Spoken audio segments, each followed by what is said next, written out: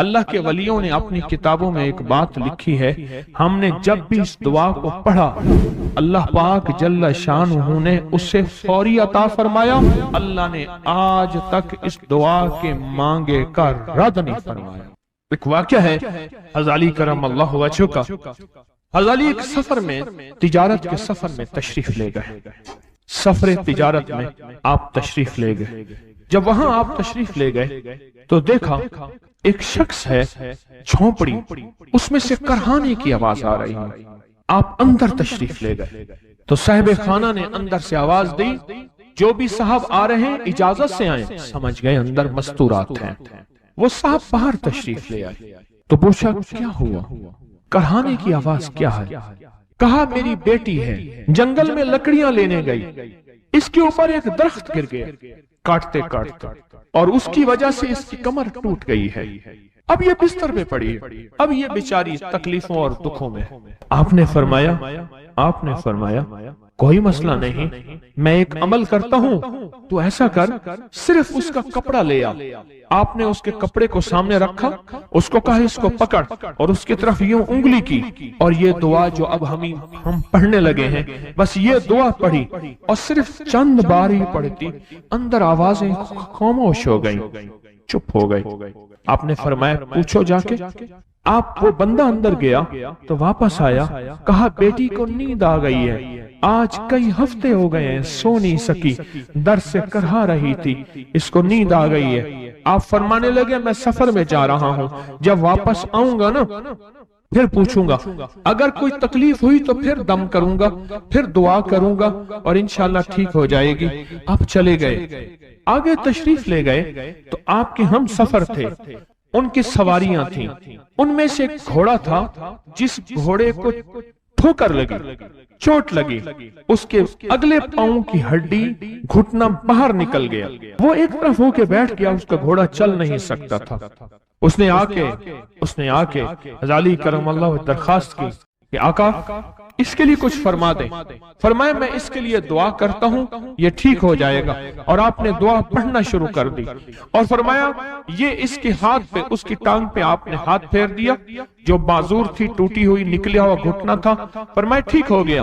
اور قافلے والوں نے دیکھا وہ گھوڑا سب سے آگے تھا، سب سے سبک رفتار تھا، اور سب سے لاجواب تھا۔ آگے ایک جگہ تشریف لے گئے تو قافلے کو پیاس لگی، پانی کی ضرورت تھی، کنواں دیکھا تو کنواں خشک تھا۔ آپ نے فرمایا کوئی بات نہیں، یہ دعا پڑھی، اور دعا کو پڑھ کے اپنا لعاب کنویں میں ڈال دیا۔ فرمایا کنویں میں پانی کا ایک جوش اٹھا، اور پانی اٹھا اور منڈیر سے باہر نکلا، لوگ پینے لگے تو آپ نے روک دیا، فرمایا مت پیو، کنویں کا جو کھڑا کالا پانی ہے وہ نکل جائے، اور پھر شفاف پانی جب نکلا، فرمایا یہ پانی پیو، مشکیزیں بھرو، سواریوں کو پلاؤ۔ قافلہ چلتا رہا، آگے تشریف لے گئے، آگے دیکھا تو کھانا ختم ہو گیا، اتنا کھانا تھا کہ اب کھا لیں، آئندہ کیسے کھائیں گے؟ تو آپ نے فرمایا جو کھانا ہے لے آؤ۔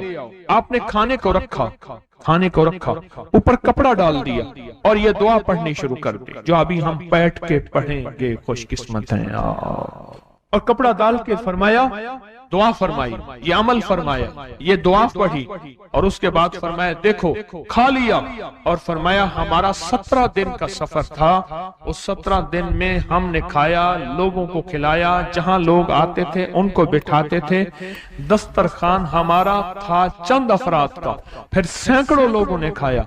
17 دن کے سفر میں تھوڑی سی کمی بھی نہ ہوئی، جب گھر لوٹے تو وہی کا وہی ہمارا خزانہ، کھانا وہی سارا توشہ موجود تھا۔ آگے تشریف لے گئے تو ایک تجارت میں ایک دیکھا تو ایک بندہ ہے ٹھیکریوں پہ ٹھیکریاں مار رہا ہے، آپ اس کی طرف تشریف لے گئے، آپ نے اس کو جا کے دیکھا، لگتا ہے کہ تو پرانا جواری ہے۔ اس نے کہا جوا کھیلتا تھا، سب کچھ ہار بیٹھا ہوں، ہر چیز زندگی ختم ہو گئی ہے۔ آپ نے فرمایا اچھا ایسا کر توبہ کی نیت کر لے، اللہ سے توبہ کر لے، اور پھر میں تیرے لیے دعا بھی کرتا ہوں، عمل بھی کرتا ہوں، تو ایسا کر پتھر پہ پتھر مار، تیرا ہر پتھر سونے کا بنتا جائے گا۔ آپ بیٹھ گئے، اس نے ویسے ہی پتھر پہ پتھر مارا، اور جیسے بیچارہ بے بسی کی حالت میں پہلے مار رہا تھا، آپ نے دعا کرنی شروع کر دی، یہ دعا پڑھنی شروع کر دی، اور دعا پڑھتے پڑھتے دیکھا تو لوگوں نے پتھروں کی شکلیں بدلنا شروع ہو گئی، اور جو پتھر بھی اس کے ہاتھ میں آیا تھا وہ سارے پتھر سونے کے بن گئے۔ آپ نے سارا سونا اس کو دیا، چل پڑے۔ سفر میں آگے جاتے جاتے دیکھا کہ ایک شخص ہے، اس کے ساتھ ایک بچہ ہے، ایک بوڑھی عورت ہے، ایک بوڑھا گدھا ہے، اور وہ سارے پیدل چل رہے ہیں، گدھے کو سواری کو ساتھ لیے ہوئے۔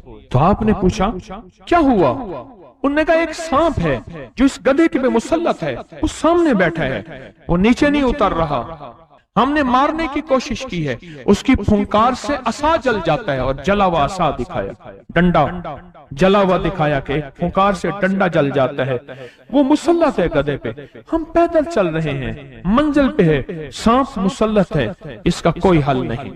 آپ نے فرمایا اس گدھے کو اس جھاڑی سے، اس درخت سے باندھ دو، اور باندھ کے آپ قبلہ رخ ہوئے اور یہ دعا پڑھنی شروع کر دی، اور فرمایا پھر دوسرے رخ ہوئے اور یہ دعا پڑھنی شروع کر دی، اور تیسرے رخ ہوئے، اور دعا پڑھنے کے بعد آپ نے اس سانپ پہ پھونک مارا، سانپ چونٹی بن کے چھلانگ لگائی اور غائب ہو گیا۔ تو انہوں نے پوچھا آقا یہ کیا تھا؟ فرمایا یہ تمہارے اوپر ایک دشمن جن مسلط تھا جو کہ تمہاری جانوں اور عزتوں کا لٹیرا تھا۔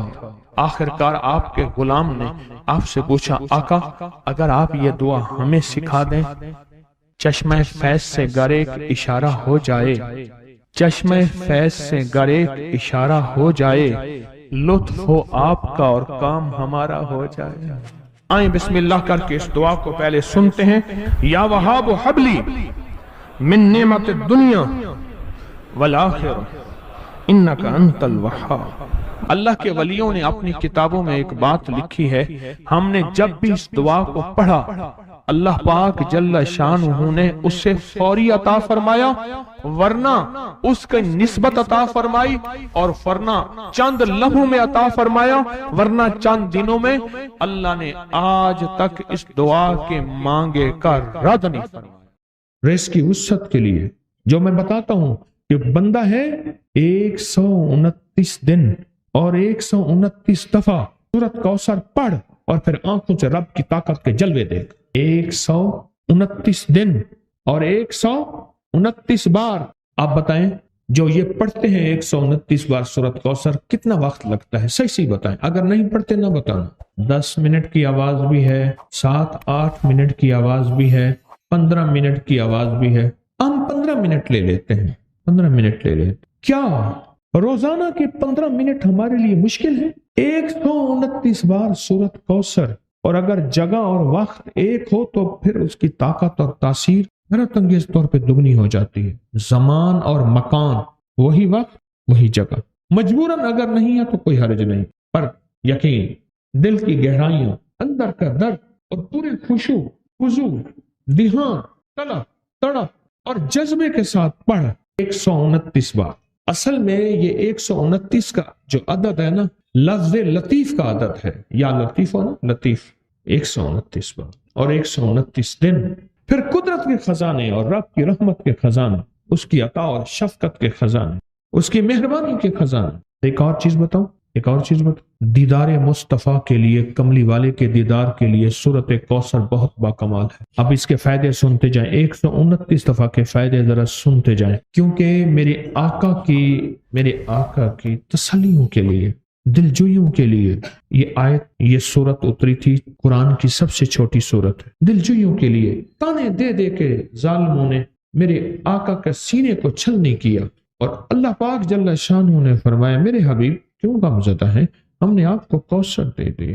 اور میرے حبیب یہ جو تانے دینے والے ہیں، آپ پہ جادو کرنے والے ہیں، آپ پہ نظر بد کے حملے کرنے والے ہیں، اور آپ کے ساتھ حسد کرنے والے ہیں، یہ ان نشان آقا ابتر، یہ تو ایسے ابتر ہوں گے، ان کی زندگی ابتر ہوگی، ابتر سے ابتر اور ابتر ہوگی کہ بس زمانہ دیکھے گا وہ شماتت الاعداء، اور ان کے دشمن ان پہ ہنسیں گے، ایسے ابتر ہوں گے۔ 129 بار سورۃ کوثر دیدار مصطفیٰ کے لیے، 129 بار سورۃ کوثر جادو کے آخری توڑ کے لیے، 129 بار سورۃ کوثر جادو کو خود پلٹانے کے لیے، پلٹ جاتا ہے۔ 129 بار سورۃ کوثر آفات اور بلیات کو دور کرنے کے لیے، 129 بار سورۃ کوثر انزائٹی، ٹینشن، ڈپریشن اور اسٹریس کے لیے، اور 129 بار سورۃ کوثر پرسکون نیند کے لیے، 129 بار سورۃ کوثر پرسکون زندگی کے لیے، اور 129 بار سورۃ کوثر پھر دنیا حسنہ کے لیے۔ وہ طاقتور چیز ہے جو 7 نسلوں کو کھلاتی بھی ہے، پلاتی بھی ہے، سکون کی نیند سلاتی بھی ہے، اچھا لباس پہناتی بھی ہے، عزتوں کے تاج سر پہ رکھواتی بھی ہے۔ نوری لقمہ اپنی زندگی کی ضرورت بنا لیں، پھر کیا ہوگا؟ سورۃ فاتحہ کی آیات 7 ہیں۔ اللہ 7 آسمان اور 7 زمین کی جتنی بھی برکات ہیں، برکات من السماوات والارض، اللہ 7 آسمان اور 7 زمین کی ساری برکات اس کو عطا کر دے گا، اور لوگوں کو پتہ ہی نہیں ہوگا کہ یہ بندہ کتنا مالدار ہے، روحانیت کی طاقت اور روحانیت میں کتنا آگے ہے، کوئی پہچان بھی نہیں سکے گا کہ روحانیت میں یہ بندہ کتنا آگے ہے اور کتنا آگے سے آگے بڑھ گیا ہے، کسی کو علم بھی نہیں ہوگا۔ نوری لقمہ اپنی زندگی کی مجبوری بنا لے، اور نوری لقمہ اپنی زندگی کی ضرورت بنا لے، پھر دیکھیں کمالات۔ کیوں؟ فرمائے جو سارے قرآن میں ہے، جو سارے قرآن میں ہے، جو سارے قرآن میں ہے، آنکھیں کھل جائیں۔ یہ سورۃ فاتحہ نماز کھانے کے دوران پڑھنے والا یہ اہل نظر میں ہے، اس کی نظر وسیع ہو جاتی ہے، یہ اہل کشف ہوتے ہیں، ان کی دل کی آنکھیں کھل جاتی ہیں، یہ فرشتوں کو دیکھتے ہیں، یہ انسانوں کے دلوں میں جھانک لیتے ہیں، یہ کائنات کے راز پڑھ لیتے ہیں، کائنات کے راز پڑھ لیتے ہیں۔ کہ اللہ پاک ان کے سامنے جنات آنکھوں سے دکھاتا ہے، حتیٰ کہ یہاں تک کہ اللہ قبر کے راز بھی ان کے اوپر کھول دیتے ہیں۔ نوری لقمے کا اثر یہ ہے، دل کی آنکھیں کھل جاتی ہیں، دل کی آنکھیں کھل جاتی ہیں، دل کی آنکھیں کھل جاتی ہیں۔ یہ نور لقمے کی تاثیر ہے۔ چہرے کی آنکھیں تو سب کے پاس ہیں، دل کی آنکھیں سب کے پاس نہیں، دل کی آنکھیں سب کے پاس نہیں، چہرے کی آنکھیں سب کے پاس ہیں، دل کی آنکھیں سب کے پاس نہیں۔ نوری لقمے کی یہ تاثیر ہے کہ دل کی آنکھیں کھل جاتی ہیں، اور دل کی دنیا آباد، اور دل کی دنیا شاد، اور دل کا وہ بندہ بامراد بن جاتا ہے جو نوری لقمے اپنی زندگی میں شامل کرتا ہے۔ اور نوری لقمے سورۃ فاتحہ، اور کتنی بار؟ اچھا، یہ سورۃ فاتحہ بیماریوں کا علاج۔ صحابہ کرام فرماتے ہم جا رہے تھے، کوئی ایک سردار تھا، اس کو بچھو نے کاٹ لیا اور اس کو چیخ رہا تھا بیچارہ، فرمایا سانپ کا کاٹا سوئے، بچھو کا کاٹا روئے۔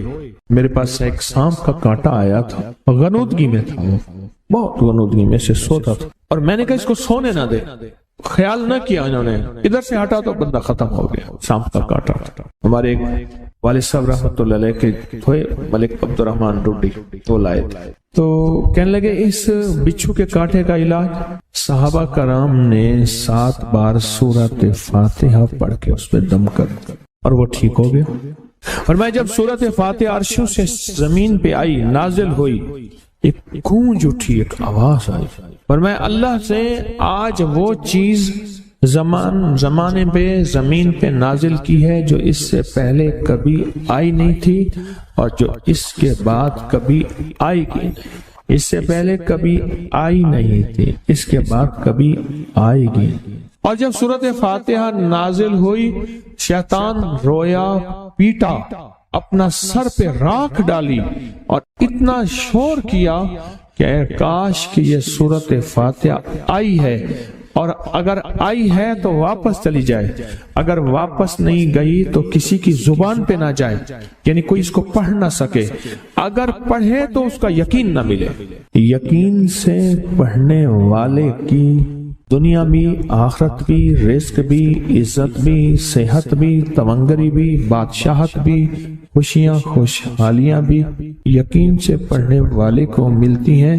اور اس لیے آج بھی شیطان سورۃ فاتحہ سے لرزتا ہے کہ سورۃ فاتحہ پڑھنے سے جنات اور شیاطین ایسے دور ہوتے ہیں، ایسے کہ میلوں دور چلے جاتے ہیں اور اس بندے سے خوف زدہ ہوتے ہیں جو سورۃ فاتحہ پڑھتا ہے۔ کھانے کے دوران اس کی حکمت کیا ہے؟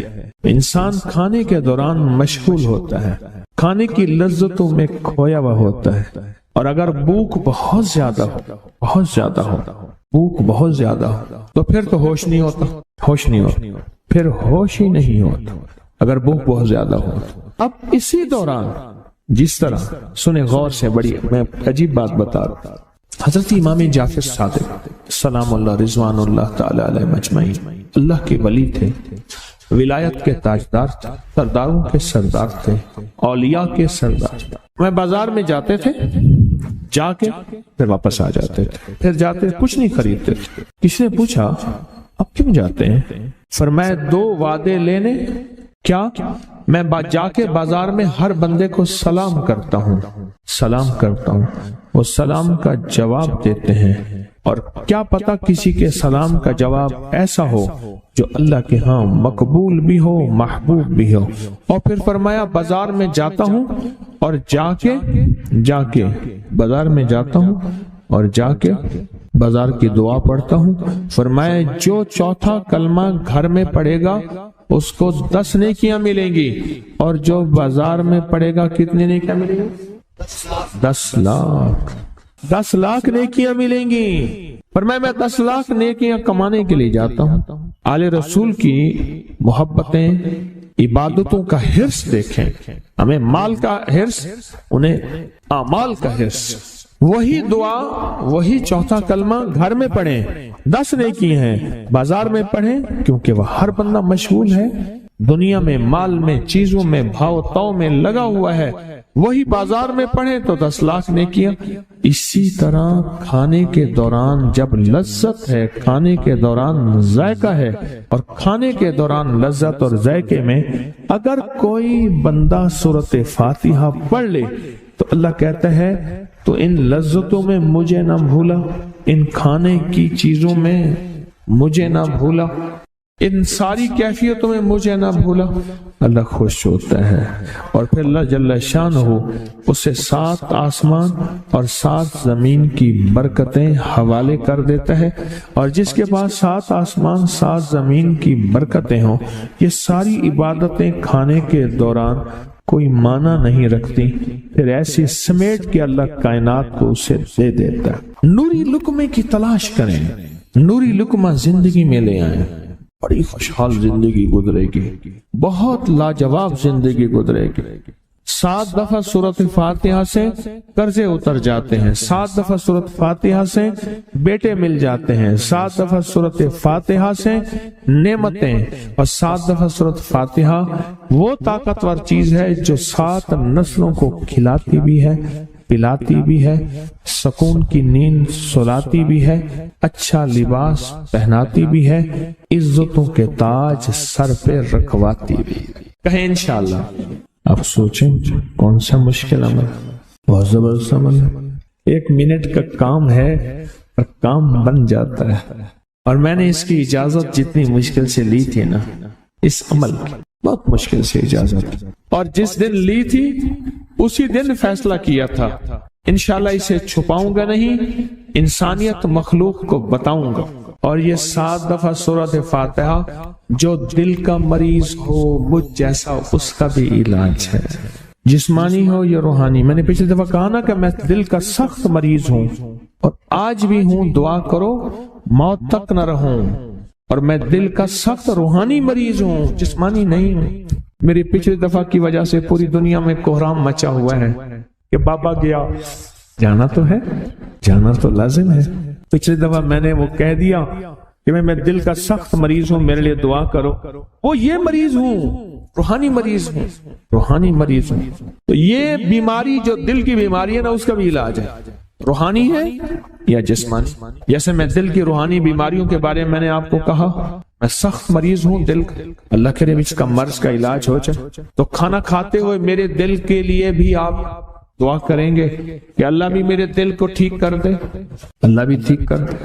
آپ مجھے بزرگ سمجھتے رہے ہیں اور اندر سے کام کھوکھلا ہو۔ یہ دل کی روحانی بیماریوں کا بھی علاج ہے اور یہ جسم کی اور دل کی جسمانی بیماریوں کا بھی علاج ہے۔ یہ صحت مندی کا راز ہے۔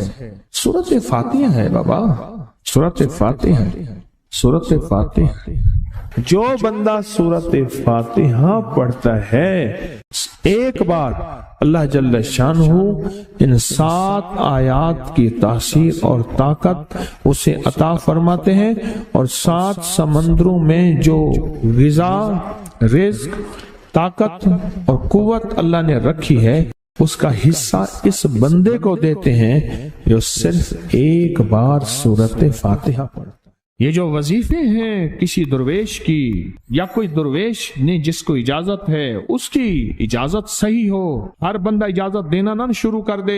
اجازت کے پیچھے نسبتیں چاہیے، ان نسبتوں کی طاقت چاہیے۔ وہ جو اجازت ملتی ہے اس اجازت کے اندر جو تاثیر ہوتی ہے، اس میں جو کمال ہوتا ہے، اس میں جو اندر کی کیفیتیں ہوتی ہیں، اس اجازت سے نسلوں میں تونگری، دولت، رزق، عزت، صحت ایسے بارش کی طرح برستی ہے۔ میرے جو مرشد تھے حضرت خواجہ سید محمد عبداللہ حجویری رحمت اللہ علیہ، میرے مرشد جو تھے وہ حضرت داتا صاحب کی سچی آل میں سے تھے۔ مجھے جاتے جاتے انہوں نے اجازت دی 1991 ستمبر میں، اور مدینہ منورہ فرمایا میں جا رہا ہوں، بس اب بقی میں، اور بقی کے اندر جا کے سو گئے۔ اب بھی میں مرشد کے ہاں جاتا ہوں تو جنت البقیع کے قبرستان میں ان کی نسبتیں دیکھیں کتنی اونچی ہیں۔ پھر وہ نہیں، 26 بڑی ہستیوں نے مجھے خلافتیں، اجازتیں دیں، 26 سے بلکہ زیادہ اجازتیں اور خلافتیں دیں، اور ان کی توجہات ہیں، ان کی پیچھے دعائیں ہیں، اور پیچھے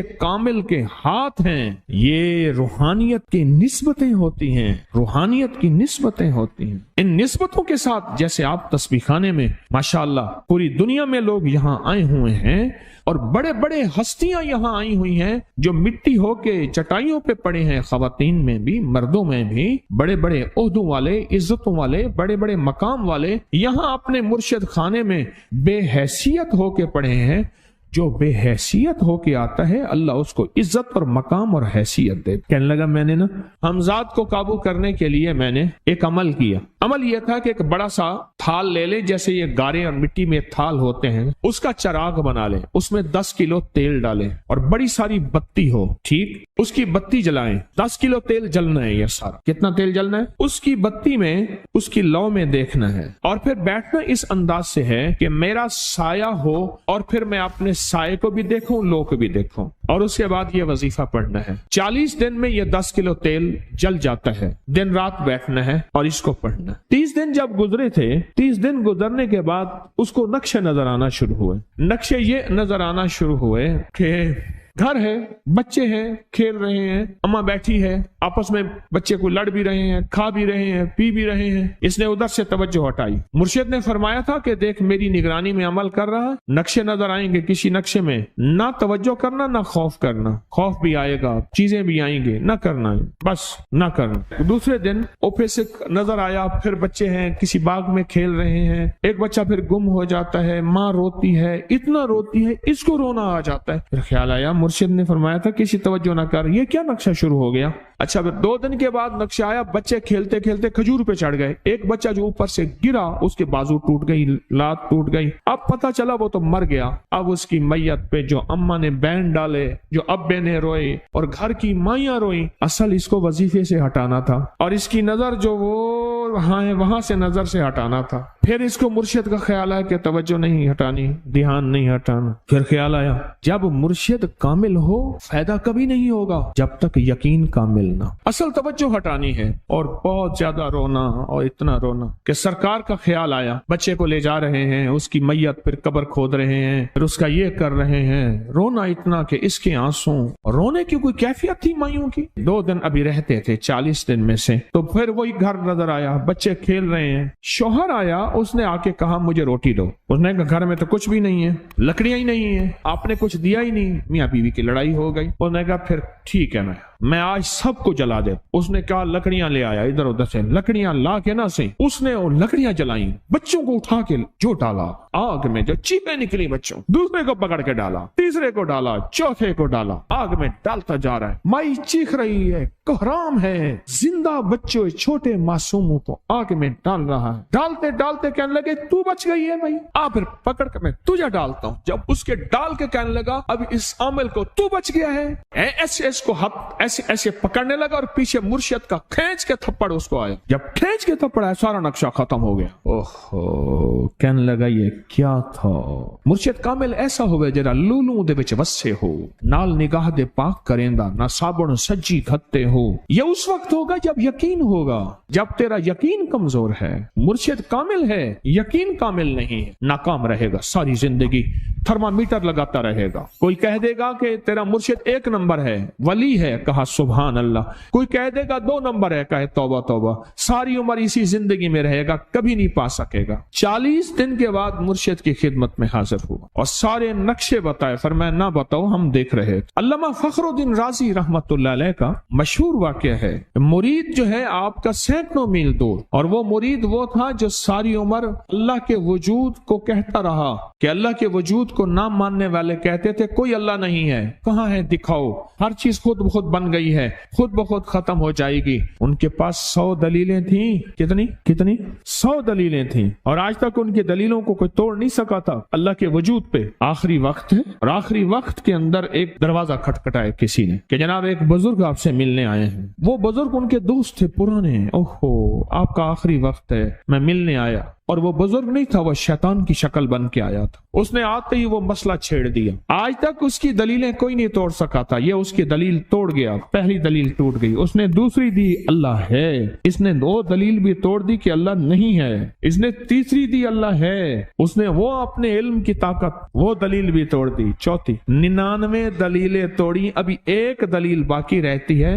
اگر وہ بھی دلیل گئی تو یہ بھی کہتا ہے اللہ نہیں, اور آخری وقت میں رب کے وجود کا انکار کر کے خاتمہ خراب کر کے گیا. مرشد وضو فرما رہے تھے, دور کہیں میلوں میلوں دور اللہ نے اپنی طاقت قدرت سے نقشے ہٹائے سامنے سے, اور نقشے ہٹائے کہ تیرا مرید گیا. وہیں سے وضو کا پانی چلو بھر کے نہ زور سے پھینکا, اور کانوں میں آواز آئی کیوں دلیلیں دے رہا ہے, تو نہیں کہتا میں نے اللہ کو بغیر دلیل کے مانا, تو دلیلیں دے رہا ہے. کیوں نہیں کہتا کہ میں رب کو بغیر دلیل کے مان. عمر رضی اللہ تعالیٰ عنہ امیر المومنین مسجد نبی میں خطبہ دے رہے ہیں. حضرت ساریہ صحابی تھے, وہ اس لشکر کے سپہ سالار تھے.